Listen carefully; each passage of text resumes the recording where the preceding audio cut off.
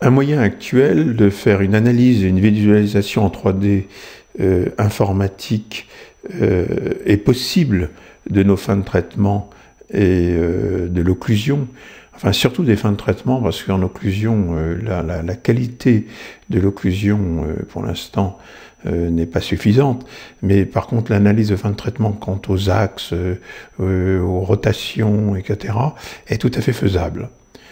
Encore faut-il que les modèles représentés sur l'écran de notre ordinateur soient des modèles qui sont soit dans une relation mandibulo-maxillaire de référence, c'est-à-dire que l'on ait fourni à la personne qui a scanné nos modèles, donc on ait fourni la position de référence entre le modèle supérieur et le modèle inférieur.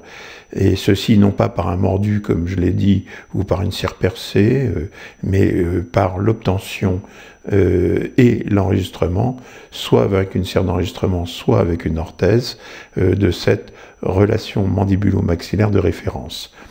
À l'heure actuelle, la plupart des logiciels demandent simplement un mordu et de ce fait-là confortent une mauvaise position mandibulaire. Et ça, c'est le gros problème de cette analyse et visualisation 3D d'informatique. C'est pour ça que certains envoient à scanner un enregistrement de la relation mandibulaire maxillaire de référence et à ce moment-là ont la possibilité de pouvoir faire une analyse et une visualisation en 3D informatique de leur fin de traitement. Nous verrons que nous allons rechercher essentiellement sur ces modèles la qualité des axes et la qualité de l'engrainement. Pour pouvoir comprendre ce que sont ces axes et la qualité de l'engrainement, il faut savoir que nous allons rechercher deux choses à l'analyse de fin de traitement: aliments, axes et engrainement, oui, mais aussi une notion beaucoup plus difficile à appréhender, qui est la notion de champ fonctionnel. Le champ fonctionnel, c'est l'enveloppe d'une cinématique mandibulaire pendant la fonction soit de phonation, soit de mastication. Et ce champ fonctionnel existe aussi bien au niveau antérieur, c'est-à-dire dans le surplomb des incisives canins supérieurs et inférieurs, qu'au niveau postérieur, au niveau des surplombs vestibulaires ou des surplombs linguaux, des molaires, par exemple, dans le plan transversal. Nous verrons d'une manière beaucoup plus facile, beaucoup plus aisée, si l'alignement et l'axe et l'engrainement des dents est suffisant. Pour définir un champ fonctionnel, c'est en fait l'espace dont a besoin la mandibule lors de ses fonctions. Ce champ fonctionnel, comme je vous l'ai dit, existe aussi bien au niveau des incisives antérieures, compris entre la face palatine des incisives du haut et vestibulaire des incisives du bas, que entre les cuspides vestibulaires du haut et les cuspides vestibulaires du bas, et aussi du côté lingual, le surplomb lingual entre les cuspides linguales. La nature de ce champ fonctionnel doit être telle qu'il n'y ait aucune interférence pendant les fonctions, c'est-à-dire aucune gêne, aucune contrainte sur la mandibule pendant les fonctions. Et ceci doit peut-être visualiser, peut-être, disons, évaluer de plusieurs façons. La première façon, et au niveau du dent antérieur en particulier, c'est de vérifier qu'il n'y ait pas une contrainte qui amène la mandibule en arrière et qu'il n'y ait pas des douleurs rétrocondyliennes en appuyant, en palpant cet espace rétrocondylien. Deuxième moyen, c'est de vérifier qu'il n'y ait pas de mobilité antérieure, en mettant par exemple ses doigts sur les faces vestibulaires des dents du patient, en lui demandant de claquer les dents. Il ne doit pas y avoir de vibration plus importante, de contact plus important sur une dent que sur une autre. De même que lorsqu'il fait des mouvements de propulsion, il ne doit pas y avoir une dent qui doit être plus contrainte qu'une autre. En dernière chose, on peut vérifier qu'il n'y ait pas d'abrasion des dents antérieures, montrant que le patient ait besoin de venir s'appuyer sur les dents antérieures parce que ce champ fonctionnel est trop fermé et l'enferme de trop. dernier moyen de vérifier si ce champ fonctionnel est correct, eh bien c'est lors de l'analyse occlusale de vérifier que le patient n'ait pas besoin de partir en avant pour pouvoir se libérer, et de ce fait-là, on retrouve des contacts essentiellement antérieurs et pas de contact postérieur sur les modèles d'analyse.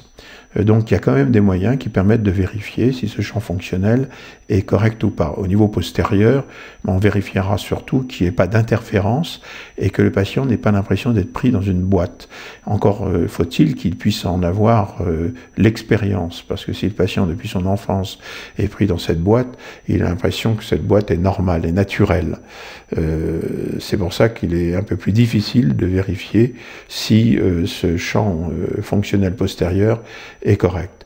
Le plus simple, c'est de vérifier que l'axe des molaires du haut et des molaires du bas, et des prémolaires du haut et des prémolaires du bas, soit strictement identique au maxillaire et à la mandibule. Si les dents s'affrontent suivant des axes qui se confondent, à ce moment-là, on sait très très bien qu'on aura probablement, à moins d'avoir un problème de morphologie, on devrait avoir des champs fonctionnels qui soient corrects au niveau postérieur. La nature du champ fonctionnel antérieur, eh bien, il peut être étroit ou il peut être large. Il y a des patients qui tolèrent tout à fait des champs étroits, des champs fonctionnels étroits, et d'autres qui sont beaucoup plus heureux avec un champ fonctionnel antérieur beaucoup plus large. C'est-à-dire que l'angle interincisif entre les dents du haut et les dents du bas, à mon avis, n'est pas vraiment quelque chose de fondamental. On voit des patients qui ont des surplombs incisifs relativement forts, avec des champs étroits, et qui ont une cinématique mandibulaire qui est relativement verticale, avec des mouvements essentiellement verticaux et non pas horizontaux, et qui ce fait-là sont très heureux. Par contre, il y a des patients qui ont une laxité et qui ont besoin de mouvements horizontaux beaucoup plus importants, et à ce moment-là, il faut que leur champ fonctionnel antérieur, par exemple, soit beaucoup plus large. C'est pour ça qu'il n'y a pas de données anatomiques, à mon sens, qui permettent de dire si un champ fonctionnel est correct ou pas.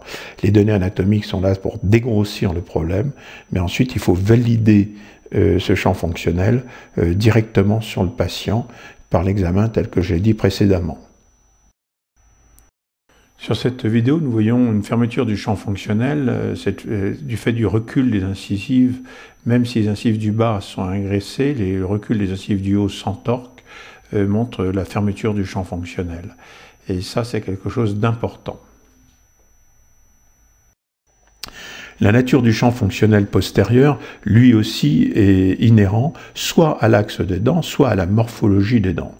Dans de très très rares cas, il m'est arrivé que des patients avaient des axes de dents parfaits, bien l'un en face de l'autre, tel que les 6 soient vraiment en contact étroit et correct, mais les morphologies étaient très très très importantes. On a l'impression, ce sont des gens qui parfois ont 30-35 ans et se retrouvent avec des cuspides très pointus, pas du tout usés, et on s'aperçoit que ces cuspides sont importantes, et le patient en général met cet air important, il est contraint, il est pris, il est emboîté, l'engrainement est tel qu'il donne l'impression d'emboîtement, le patient n'est pas du tout libre en latéralité, et c'est vrai que ça c'est essentiellement dû à un problème de morphologie. En fait, en orthodontie, c'est très rarement une erreur que j'ai vue en denture naturelle, mais pas en traitement d'orthodontie. En orthodontie, ce qui se passe le plus souvent, c'est l'axe de la 6 inférieure et de la 6 supérieure sont pas l'un en face de l'autre, et il y a une fermeture du champ fonctionnel vestibulaire. C'est l'erreur la plus classique que l'on peut voir en orthodontie. Ce chemin, ce champ fonctionnel peut être aussi étroit, avec une verticalisation de la cinématique d'un patient défini, et pour un autre patient, on peut aussi avoir, un patient plus laxe, on peut avoir aussi un champ qui nécessite d'être beaucoup plus horizontal et beaucoup plus large, beaucoup plus important. Donc là encore, un bon moyen, c'est de vérifier déjà qu'il n'y ait pas d'interférence pour un guide antérieur correct, pour un champ fonctionnel antérieur correct, de bien vérifier qu'il n'y ait pas d'interférence au niveau postérieur. Je pense que c'est le minimum. Nous voyons sur ces photos, qui sont les photos prises à partir d'un CleanCheck et d'AutoCAD, nous voyons la position des axes au niveau de la 16 et des 26, des 36 et 46. On voit très bien sur la dia en haut que le surplomb vestibulaire a été fermé, donc le champ fonctionnel a été fermé, simplement parce que l'axe de la 46 et de la 16, eh bien, ne sont pas l'un en face de l'autre.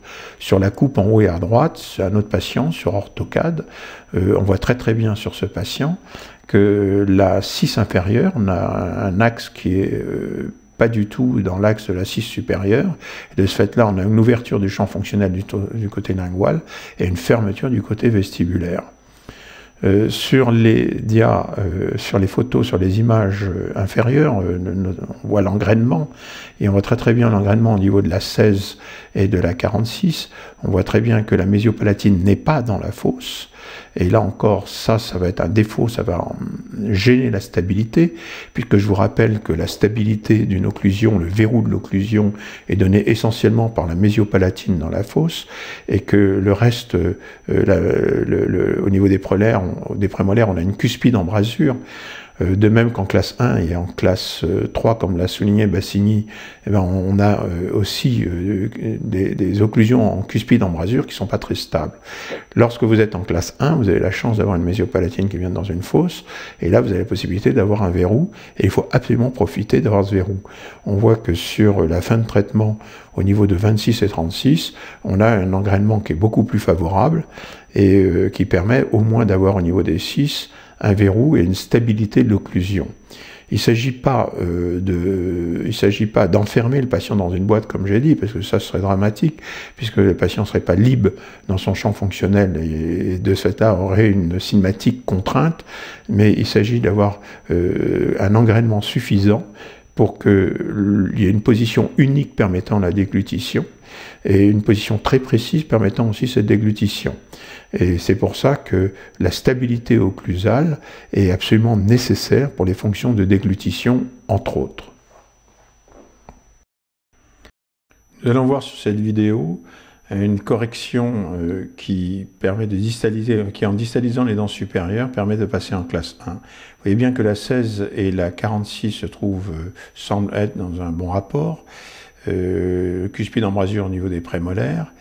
Nous regardons du côté lingual, nous voyons que cuspide embrasure au niveau des prémolaires correct, mais par contre au niveau de la 16 et de la 17, nous n'avons pas une cuspide mésio-palatine qui se trouve être dans la fosse, donc pas de verrou de l'occlusion. Et ça, c'est quelque chose qui va nuire à la stabilité de l'occlusion. Par contre, du côté gauche, nous voyons que la 26 recule bien, ainsi que la 27. Les prémolaires se mettent en cuspide embrasure.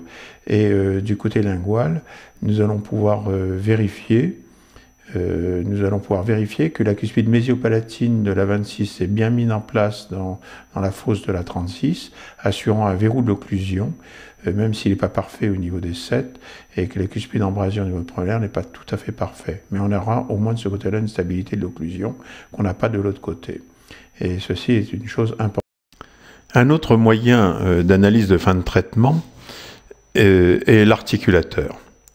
L'articulateur permet, comme le système informatique, une analyse occlusale des dents, beaucoup plus précise à l'heure actuelle que le système informatique, et permettra surtout de voir comment on peut équilibrer le patient.